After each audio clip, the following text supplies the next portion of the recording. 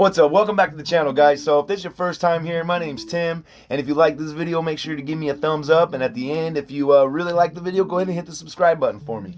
So we're an entrepreneurial channel, and we have some vending machines, and we have a painting business, and a pressure washing business, and an eBay business, but today's video is going to be about the paint business. So this is a small job here. It's a one-day job. It was a $600 job. The paint cost $100, and the material cost, about 50 bucks, if that. So here what I'm doing is I'm using rosin paper to cover up the floors. Now, I can hear you guys in the comment section like, hey Tim, how come you're not using drops? Isn't that better? Isn't that more cost effective? Well, this rosin paper is pretty inexpensive and you could reuse it on the job, but for me, it's a preference. I like to use the red rosin paper for several different reasons. One reason being that when I am rolling the walls, I like to roll out of a 5-gallon bucket. And in order to keep the bucket in front of me, I'm able to keep my hands on the roller at all times and just kind of shove the bucket ahead of me with my foot. You'll see me do that here in the future. So in this room here, I'm not painting the ceiling. So what I got to do is I got to go through and I cut it all in before I paint. Now, my practices, the way that I like to do this is I like to push a wet edge. So instead of going all the way around the entire room and cutting in like I'm doing here, I'm only going to do one wall at a time. Because typically I'd have a helper and he would be rolling at this point. So as soon as I move my ladder over to the right, my helper would come in and start rolling in order to keep a wet edge. For me, I could brush pretty fast and paint doesn't dry in 10-15 minutes. So for me, I like to go all the way down to the wall. So you can see here I made it all the way down to the end, and I haven't done the bottom section yet because we're going to be painting those baseboards anyhow. So now I'm rolling it in. I'm rolling it in here. I use a 3/4 inch nap. This is a big heavy knockdown texture on this wall, so I like to use a pretty fat nap in order to get a good solid coat on here. Now keep in mind, this is the first coat. I always do 2 coats. So whenever I get a paint job, I got to do 2 coats because you do 1 coat and yeah, it looks like it's painted, but it's not real solid. And if you got real close, you could see that it's not solid. You can see the other stuff coming through. So I won't show you guys the second coat, obviously, because it's not a drastic change and it's not it's not a big change. The footage isn't really that great. So what we'll do is we'll go ahead and show you guys all the first coats that I did on this job. So I got a 2 to 4 foot extension pole that I'm using here, which is like probably my favorite for rolling walls. When I roll a ceiling, typically I'll use a 4 to 8 foot extension pole, and I'll leave links in the descriptions below to all the tools that I like to use for these projects. The roller nap too, the 3/4 inch roller nap I use is the Purdy Colossus. Now, another benefit to using those Colossuses is you can wash them out. You can use them things tons of times. And when they become where they're not very good for an inside job, you could always use them on an exterior. So that's what's really cool. You can reuse the paint materials a lot if you keep them clean. So that's a big part of the job. So you can see here, I think I slide the bucket forward with my foot. There you go. See, slide it forward on the foot. That's a benefit to having that red rosin paper. So first coat, I went through a cut in, and you'll see me start off on the other wall over there. Some of you guys are probably going to ask, how come you don't spray? Well, the amount of time that it would have took me to wrap off. There's a big pool table in the middle of the room, and there's that big opening that goes into the living room, and then they're in the process of moving. They're actually selling the home, and they're in the process of moving, so they got stuff all over. And honestly, it would have just taken so long to get everything wrapped and then to spray, and then you have to clean out the sprayer, and it's not this, spraying and painting, it's always a toss-up. You really got to weigh in several different factors before you decide whether or not you're going to paint it by hand like I'm doing here, or if you're going to get out the sprayer and spray it. So over there to the left above, to the left of me, to the left of the screen, you can see I stopped there a little bit. I roll these little sections out and then I jump back over and I finish that little run because I wanted to get the footage of the drastic change going from brown to white because it looks cool. I like watching it. I hope you guys like watching it too. Here we go. So I'm using a Behr Premium Plus semi-gloss. I recommend using semi-gloss, especially if it's a rental project. Now, I don't know if this is going to be a rental or if the new homeowners are going to buy it, move in, or whatever the case is. But they got a good, solid base coat starting, and we just decided to do everything white. So we use the Bear Premium Plus, which I'll link in the description below too. This is actually some of my favorite paint.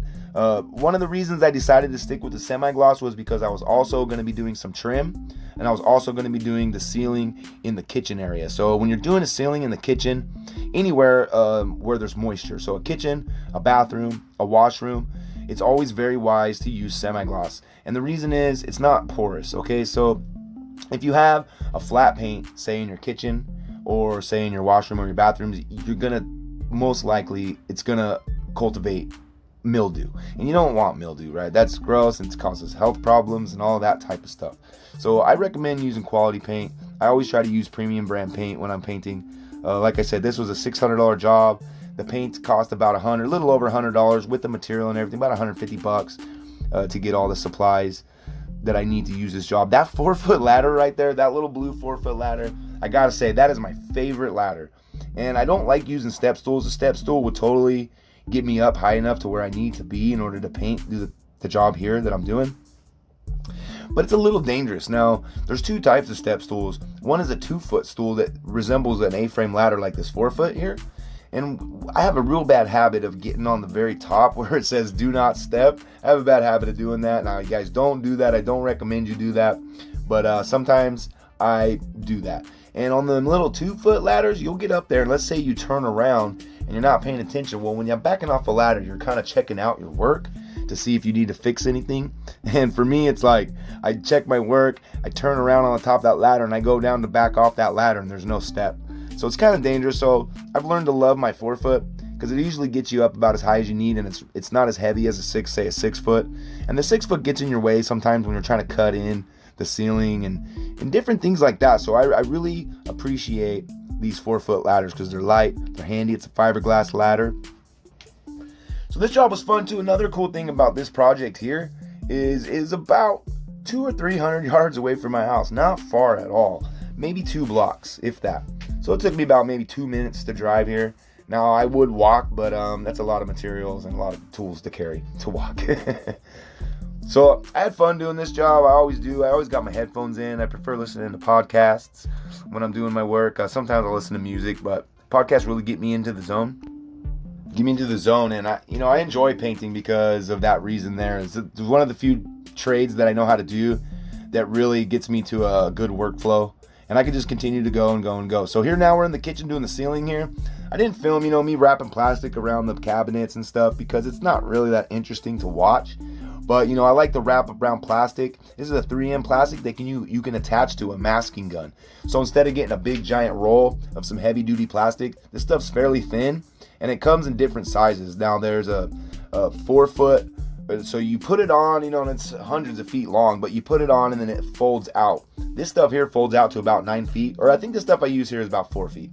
So the stuff I use in the kitchen here is about 4 feet, but they have some that goes up to about 12 feet almost. So you could wrap an entire room with plastic off of a gun. Granted, it's a little more expensive than buying just a box with a giant roll of plastic inside of it. But like for these projects, when I'm working by myself, anything that I could do to save time, that's where it's at. I'm always gonna opt in for saving time, especially if it just requires spending a few more dollars on a special product. So painting the ceilings isn't much different than painting a wall. It is definitely a trick to keep the roller flat on there, but the footage got kind of wonky after those couple takes, and I just didn't want to include it. It wasn't worth it. So here I got a little POV shot of me brushing in, and again, I'm actually painting the ceiling in this area here, but I thought it would be cool to get a POV of me brushing in a line. I thought it might be interesting. So it's always you go one way and you always want to come back the other way. That's the best way to get them little divots filled. And I always run my brush back and forth on the wall when all the paint's gone to try to reshape it. So I think I don't know if I left it in the clip here, but let me see as we get towards the bottom of the see, I go one way and you always want to go back the other way, and that's how you get the little holes filled. Yeah, I do show you guys right here.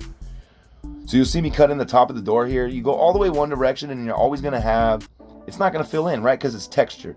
But now watch when you go back. Look at that. The majority of it gets filled in. So if you're ever painting a project and you're having a hard time filling in that texture, just remember, go back and forth and back and forth and back and forth. That's the trick. So alright guys, this video is almost done. I really appreciate you guys sticking around and watching me on my projects. If you're interested in how I got the job, it was through friends, word of mouth. And if you're interested in any of the equipment that I use in this video, I'll make sure to link the descriptions below. Thanks for watching, guys, and I'll see you in the next video.